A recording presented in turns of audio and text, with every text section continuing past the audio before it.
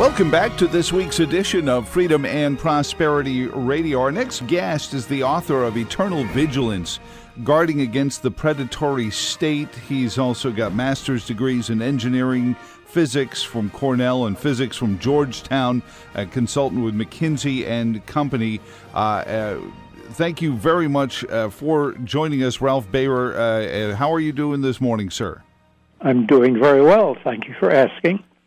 So I have referred to it with tongue-in-cheek on occasion as Munchausen's by government syndrome, where the government causes problems and then swoops in, insisting they're the only ones who can fix it. I take from your book and the bits I've been able to read, I received a copy earlier this week to go through it, is that it's much more intentional than just perhaps saying, oh, we need something to do, so let's create a problem. Tell us about when you started to sense this predatory nature in our state.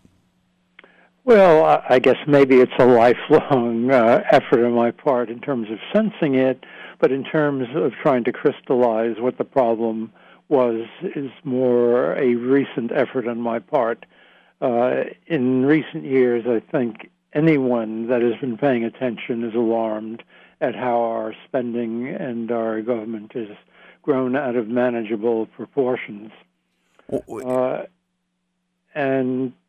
Basically, the deeper I dug into the problem, the more I saw that it's not a Munchausen affair or a set of random events, but we're dealing with one of the greatest ironies of humanity's collective experience. And on one hand, the gravest threat to our well-being is the very government that is essential to allowing free markets to function properly by providing security, protection of property, and rule of law. Mm-hmm. But if you don't control that, then it has many unintended consequences and problems. Well, you can't develop an economy of scale without that feeling of protected property.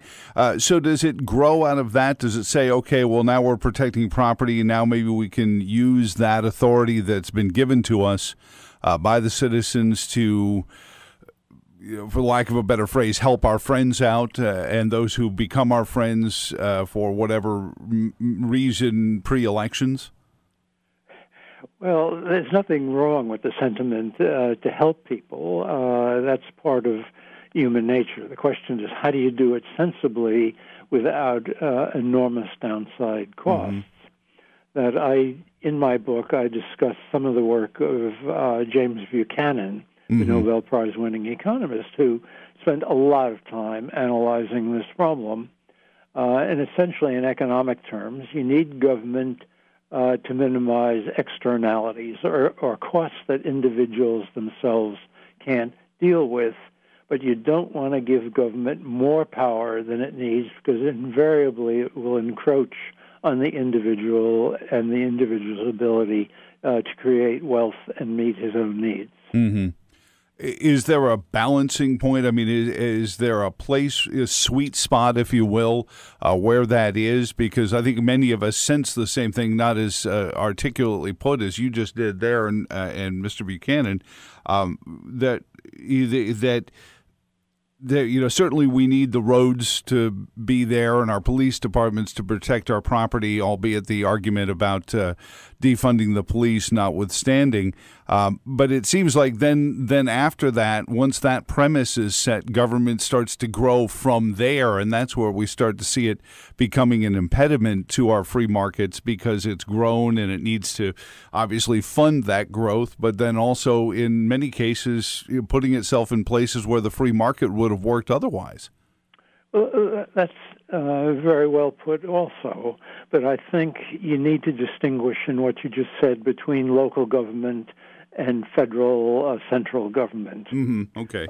And basically, humanity has done a lot of learning over the last millennia or two of how that is best done. Mm-hmm. And I think our founding fathers, when they crafted the Constitution, were very aware of all those circumstances.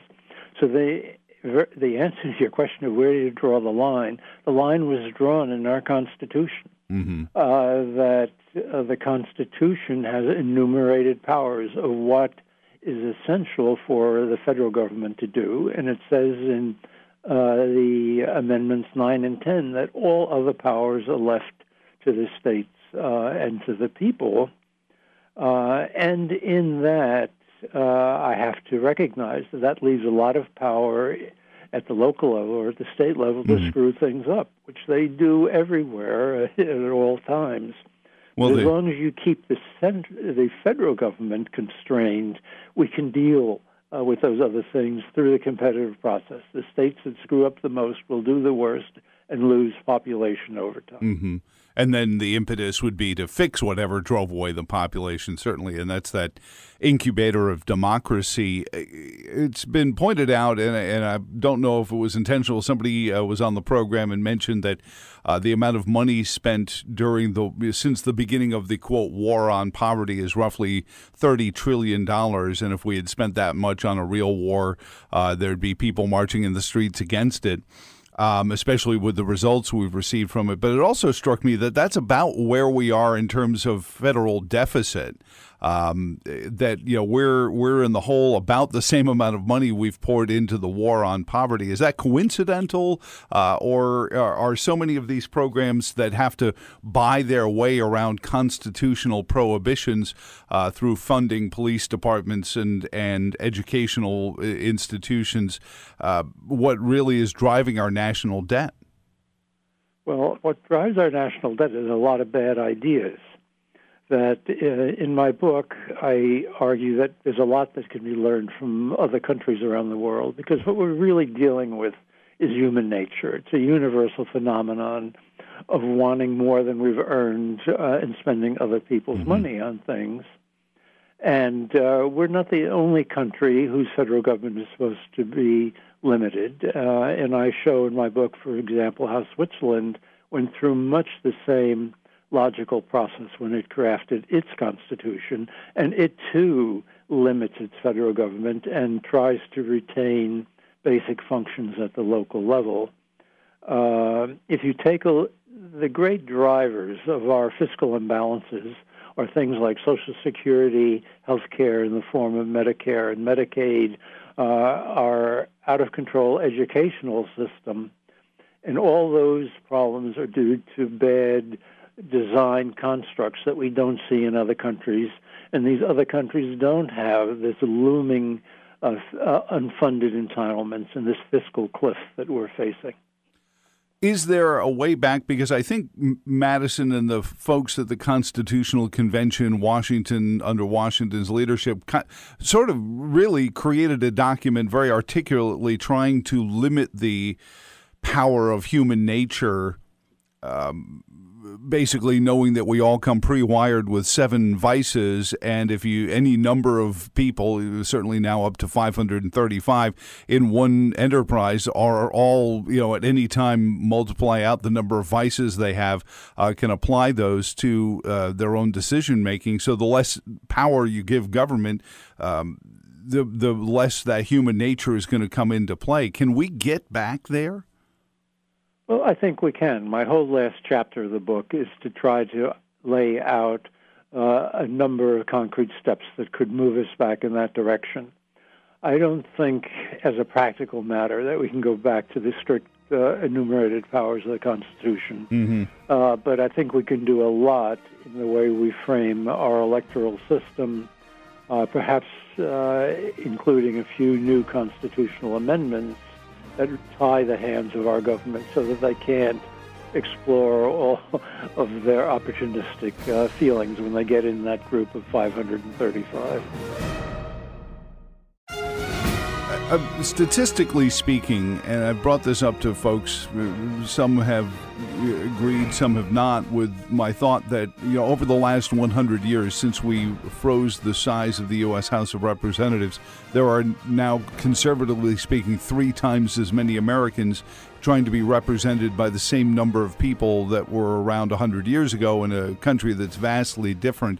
Is that something, and the question was raised, well, that's an enormous number of people in Congress. Wouldn't that make it harder to corrupt a system that's got that many moving parts? Well, I mean, that's a new question for me, and I might want to think about it, but Sure. my impulse is no, I don't think that would work. I don't think that would only complicate the decision process if you had many more hands in the pie. I think what you need to do is restrict all those members on the matters that they can legislate on. Mm-hmm. And if you see, as you indicated, you saw the book, what I show in my early chapters is how the country systematically undermined those restrictions over the last 100 years in very much an unconsidered fashion. Yeah, and I think there are varying reasons for it, and I think in some cases with best intentions, don't you? But in some cases, it's been for nefarious reasons, right, Ralph? I mean, it isn't like one size fits all. They haven't all done it for evil intent. In some cases, it's just best intentions poorly placed, right? Absolutely, yeah. No, I'm not trying to mischaracterize the opposition to free markets here. I think they are working on warm sentiments and the best of intentions, but I think what they're proposing is wrongly grounded, ill-considered going forward. Mm-hmm. That some things do not work well if they're not constrained.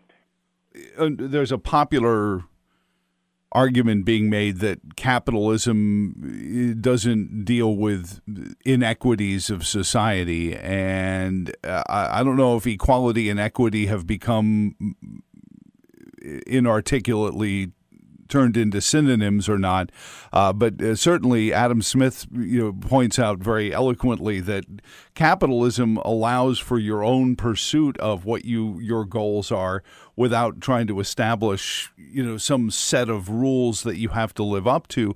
Is this a dangerous place where we hear the rhetoric pushing back against capitalism and the basis of that free market system, Ralph? Well, I think all of these arguments are very dangerous in the long run. But you might note in my book, I don't think I once used the word capitalism. I think it's distracting. I think it was a term that Karl Marx came up with in a pejorative sense. Oh, I see. That I think Friedrich von Hayek, who's my idol and who I refer to numerous times in the book, has characterized an ideal modern economic system as the extended order of human cooperation. That the key thing is how do we most effectively cooperate with one another in an economic system?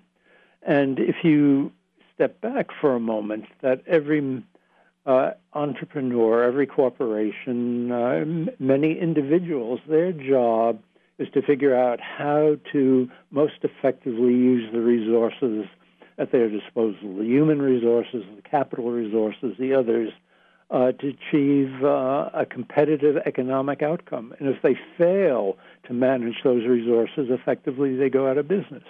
That is the nature of our economic system. I was talking to somebody several weeks ago, Ralph Bayrer, author of Eternal Vigilance, Guarding Against the Predatory State. And he said one of the sad parts of our society right now is the employee doesn't look upon themselves as a contractor, viewing their association with their employer as a contract, and they're providing a service as much as anything to their employer and to the ends of whatever that employer is. How do we get back to a place where the employee and the employer are in a relationship, not just some sort of static thing that exists in rhetorical arguments? Well, I think if the system is kept free, that occurs naturally. If the employee is not getting his needs met or feels that he's not contributing to the maximum of his capability, he can go to another employer. That's the nature of the competitive system. That I realize that some people with limited skills don't quite have that mobility, but certainly from what I understand, if you were to look at modern technology, that people in software development are moving from one company to another all the time in a very fluid fashion. And I think that's sort of an ideal way of looking at it. Is that one of the things, and I recall, I'm only 57, but I recall 40 years ago as a teenager, if you needed a job, you would just, keep working, knocking on doors until you found somebody that was there to employ you. And there were many more choices than I feel like there are now in our society, with so much of our manufacturing and a lot of the work being done overseas. Is that something as a country we need to look at getting back, not even for the national security, but for the economics of a workforce that says, well, if I only have one job, if I can only work in one mine, then I really have no freedom because I'm going to have to work there?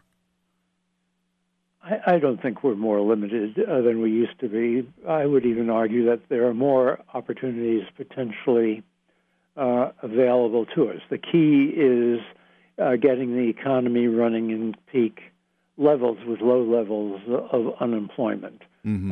That all the statistics show that as unemployment falls, that there's a greater turnover in jobs. People are more comfortable in seeking other opportunities.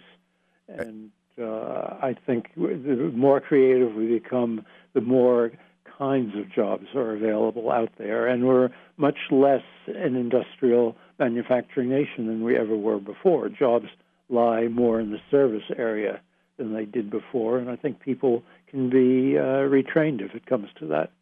Is there an issue, economically speaking, Ralph, with access to capital? I think a lot of the arguments that have been made in the Black Lives Matter movement, and certainly this debate about reparations, reparational socialism that has popped up over the last 2 or 3 years, some flaming from here in Charlottesville, where we are broadcasting from, are around access to capital, and that whether or not a African-American fellow, black fellow in the country today was actually descended from slavery. They're descended from a system where there was no capital markets the way there were at the end of slavery in the white communities, has been the economic argument to it. Do we need better economic access to, or better access to capital across the board, or is that just a straw man argument? I think it's a straw man argument that basically every one of us is the beneficiary of the capital already invested in this country, whether it's financial or whether it's social capital of one kind or another. The fact that our standard of living is higher than in other countries that don't have that capital means that every one of us is already a beneficiary of the capital that's invested. I think maybe a key point here is that if you have African Americans that emigrate to this country, as many of them do, within a decade or so, they have the same standard of living as the average American. And then I think that shows that just being here means we're beneficiaries of that capital.